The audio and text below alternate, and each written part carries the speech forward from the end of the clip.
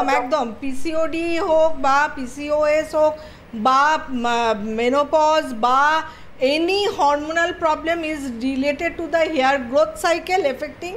and also the hair loss problem মানে abnormal hair loss because আমি সবসময় বলেছি যখনই হেয়ারের প্রোগ্রাম করেছি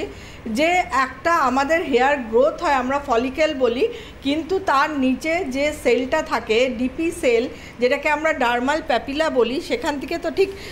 মানে বাদাম মানে ইয়ে মতো দেখতে ধরো উপরটা এরকম নিচটা একটু চওড়া মতো বাদামের মতো অনেকটা দেখতে কাঠবাদামের মতো তো আমন্ডসের মতো অনেকটা দেখতে ডিপি সেল থেকে তো হেয়ার গ্রোথটা হয় এবার যখনই কোনো এই ধরনের ডিজিজ বা কোনো হরমোনাল প্রবলেম কেন পিসিওডি থাকলে আমাদের হরমোনাল ইমব্যালেন্স হয় এফএসএইচ হরমোন বা এলএইচ হরমোন যেগুলো ডক্টর যখন গাইনোকোলজিস্ট দেখানো হয় তখন তারা এগুলো টেস্ট করায় এবং অনেক সময় দেখা যায় কারো কারো ক্ষেত্রে প্রোল্যাকটিন হাই হয়ে যায় এই ধরনের সমস্যার জন্য কিন্তু আমাদের হেয়ার সেলটা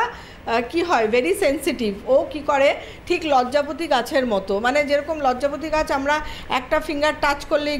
গাছের পাতা কীরকম আস্তে করে বন্ধ হয়ে যায় ঠিক আমাদের hair cell is that much sensitive ও কিন্তু প্রচণ্ড স্পর্শকাতর ও যে কোনো ইন্ডিকেশান পেলেই মানে তোমার কোনো শারীরিক অসুস্থতা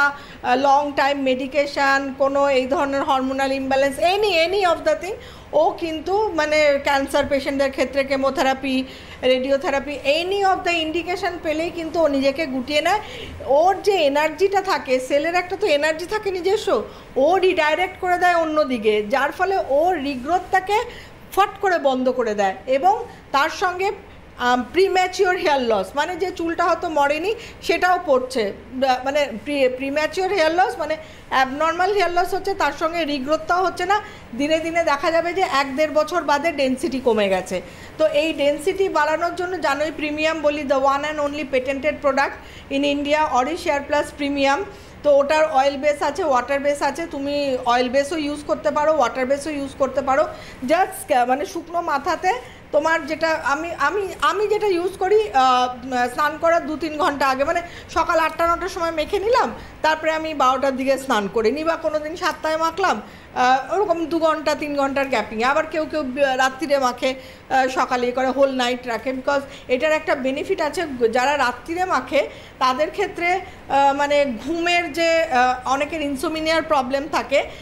এই অয়েলটাতে জটামাংসি থাকার জন্য প্রিমিয়ামটাতে আমাদের কিন্তু